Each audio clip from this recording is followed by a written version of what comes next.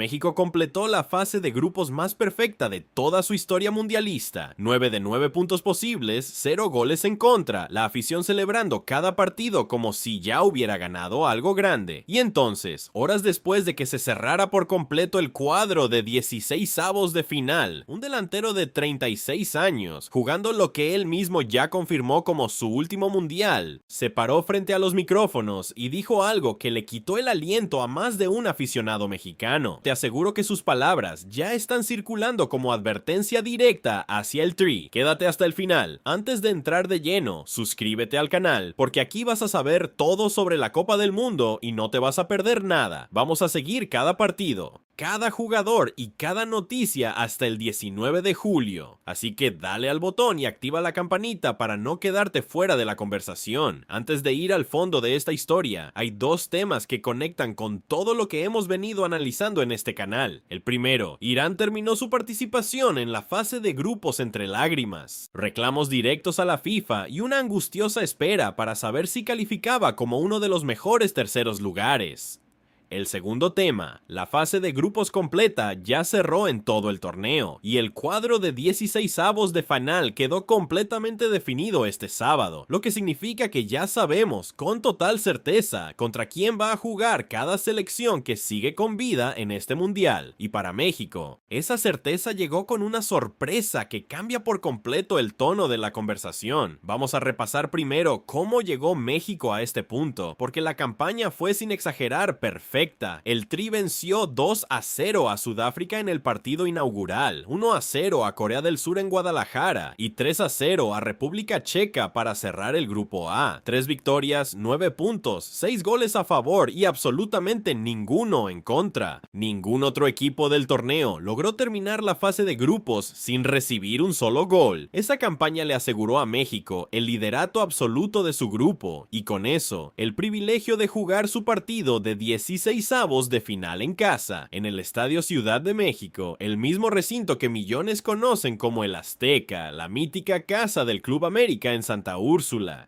Pero el reglamento de este nuevo formato de 48 selecciones tiene una particularidad que generó toda la atención de los últimos días. El líder del grupo A no conocería a su rival de manera inmediata, porque debía enfrentarse a uno de los 8 mejores terceros lugares de todo el torneo, una posición que dependía de los resultados de varios grupos completamente ajenos a México durante días. Los posibles rivales fueron cambiando según se cerraban los demás grupos. En algún momento Escocia aparecía como una opción, en otro momento era Senegal quien amenazaba con colarse en esa lista de mejores terceros. Pero este sábado, con el cierre definitivo de la fase de grupos, todos los caminos terminaron confirmando al mismo rival, Ecuador, y aquí está la parte de la historia que cambia completamente la conversación. Porque Ecuador no llega a este cruce como un tercer lugar cualquiera, llega después de protagonizar apenas el jueves pasado uno de los resultados más sorprendentes de todo este mundial. La tricolor ecuatoriana, que había perdido contra Costa de Marfil y empatado contra Curazao en sus primeros 2 partidos del grupo E, llegaba a su último compromiso contra Alemania, con la eliminación prácticamente respirándole en la nuca y con su técnico, el argentino Sebastián Beccacece, bajo una presión mediática enorme en su propio país. Y entonces, en el MetLife Stadium de Nueva York y Nueva Jersey, Ecuador remontó 2-1 a la selección alemana, uno de los grandes candidatos de este torneo, en lo que la prensa ecuatoriana describió como un golpe de autoridad que rompió otro muro histórico para su fútbol.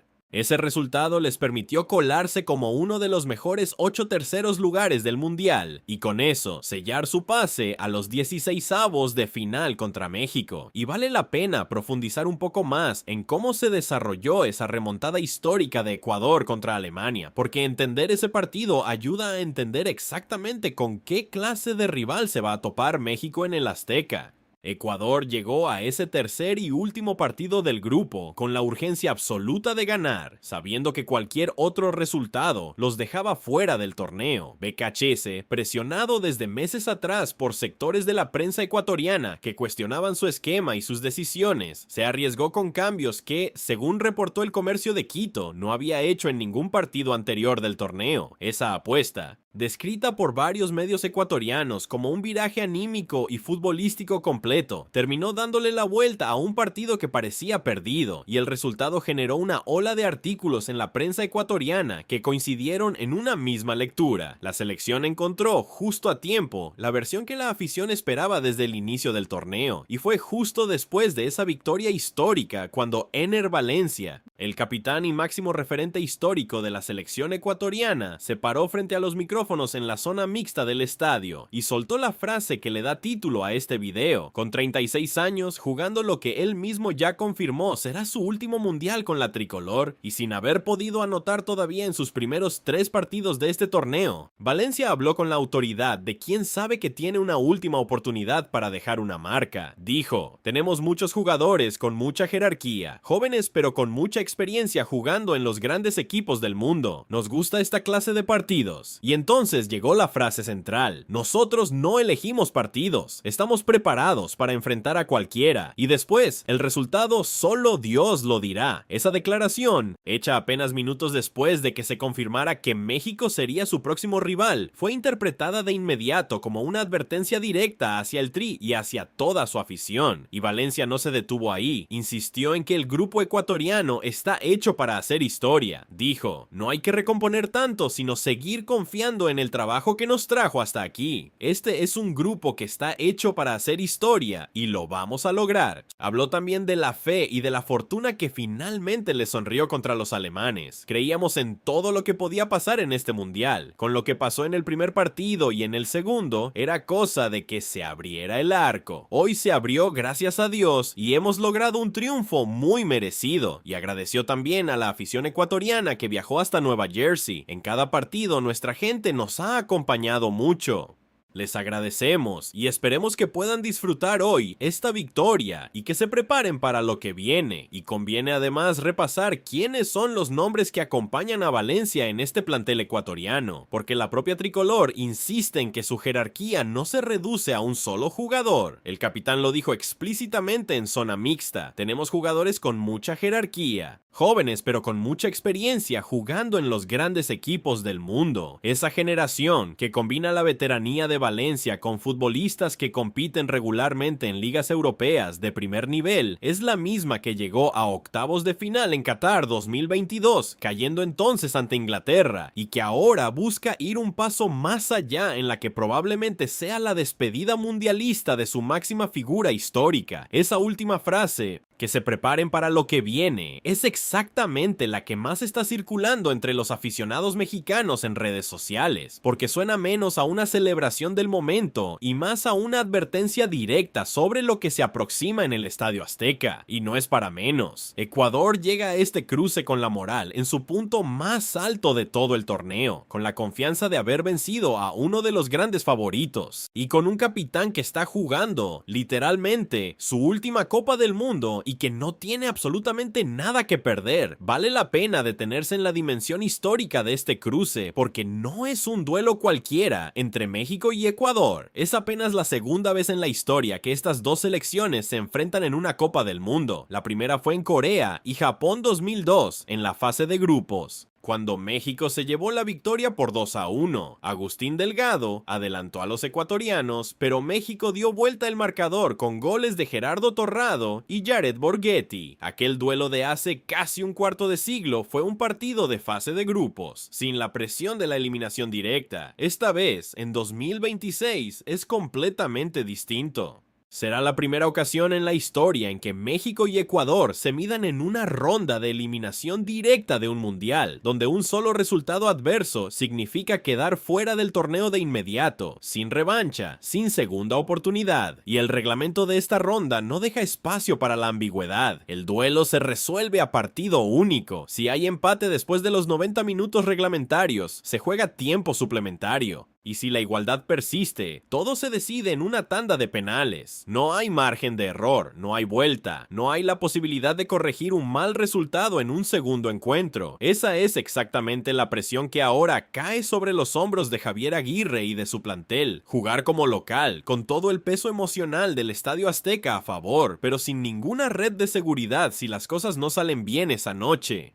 Y vale la pena recordar también que esta misma jornada del sábado terminó de definir el resto del cuadro de 16avos de final para varias selecciones que ya hemos seguido de cerca en este canal. Croacia eliminó a Ghana y selló su propia clasificación. Inglaterra venció a Panamá para asegurar el liderato del grupo L, y Brasil ya conoce que su rival en esta misma ronda será Japón, con Carlo Ancelotti preparando su alineación con todos los jugadores disponibles excepto Rafinha. Y hay un detalle adicional sobre la logística de la ronda de 16avos que conviene mencionar, porque ayuda a entender la magnitud completa de esta nueva fase del torneo. Esta es la primera vez en la historia de las Copas del Mundo que existe una ronda de 32 selecciones distribuida en 16 series de eliminación directa, una consecuencia directa de la expansión a 48 equipos que tanto debate ha generado a lo largo de este mundial. Esa ronda completa se disputa entre el 28 de junio y el 4 de julio, con partidos repartidos en estadios de Estados Unidos, México y Canadá.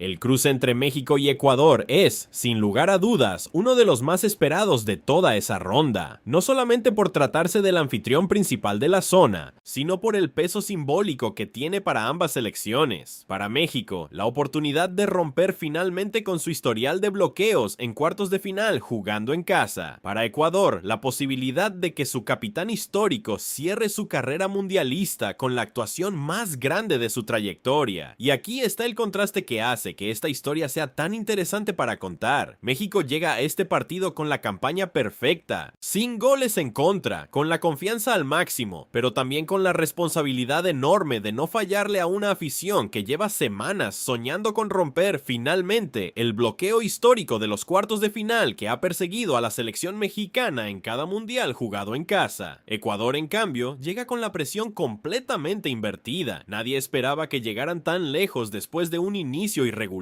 Su técnico estuvo a punto de ser destituido en la opinión pública ecuatoriana antes del partido contra Alemania, y ahora juegan completamente liberados, sin ninguna expectativa que cumplir, con la sensación de que ya superaron lo más difícil simplemente con haber llegado hasta aquí. Esa combinación, un anfitrión con todo que perder y un rival sin nada que perder, es exactamente el tipo de receta que ha producido algunas de las sorpresas más memorables en la historia de los mundiales. Y hay un dato adicional sobre cómo se terminó de configurar este cruce que vale la pena mencionar, porque hubo, hasta el último momento, una posibilidad real de que el rival de México fuera otro, para que ese cruce contra Ecuador no se diera. Tenían que cumplirse simultáneamente tres resultados muy específicos en los últimos partidos de la fase de grupos: que Ghana le ganara a Croacia por una diferencia de al menos 3 goles, que República Democrática del Congo venciera a Uzbekistán y que Argelia cayera ante Austria por más de 2 goles de diferencia. Ninguno de esos 3 escenarios se cumplió, y así, de manera matemática, Ecuador terminó confirmándose como el rival oficial del Tri en el Estadio Azteca. Y hay una dimensión adicional de esta historia que conviene subrayar, porque conecta directamente con lo que México logró durante toda la fase de grupos.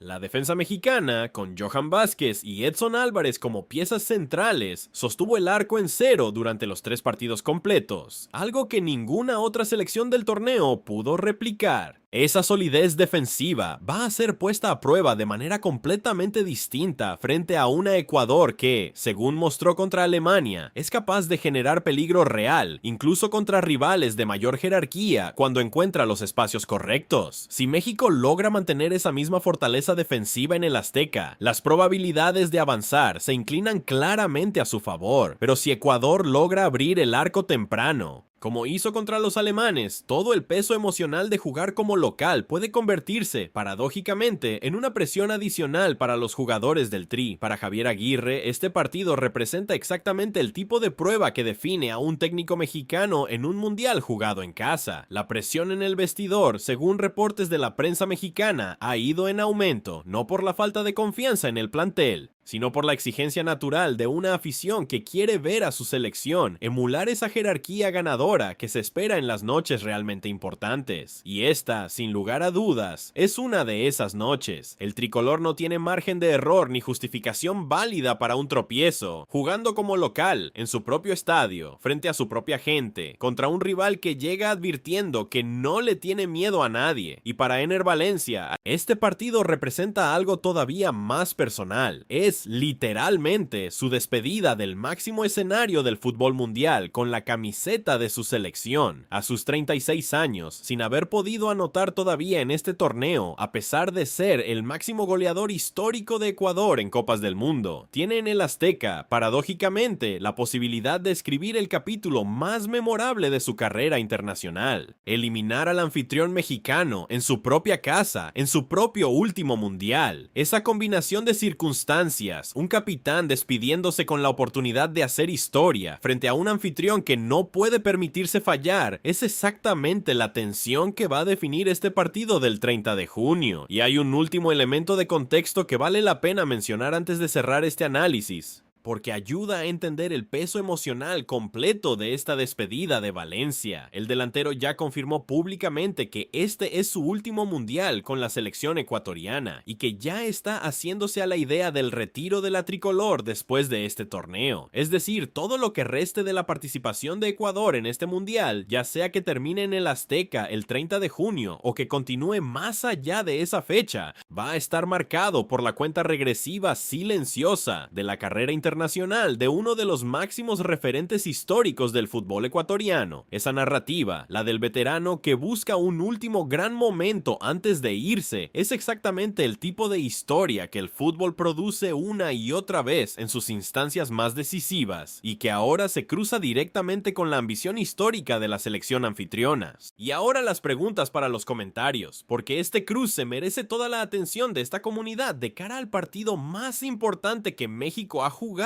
en lo que va de este mundial. La primera: ¿crees que las declaraciones de Ener Valencia diciendo que están preparados para enfrentar a cualquiera y que se preparen para lo que viene son una advertencia real que México debe tomar en serio? ¿O simplemente la confianza natural de un capitán después de una victoria histórica? La segunda: con la presión de jugar en casa sin ningún margen de error, ¿crees que México tiene lo necesario para superar a esta Ecuador que llega completamente liberada y en su mejor momento del torneo? Y la de siempre: ¿quién es para ti el favorito real para ganar esta Copa del Mundo? Déjame todo en los comentarios, los leo todos. Seguimos aquí hasta el 19 de julio.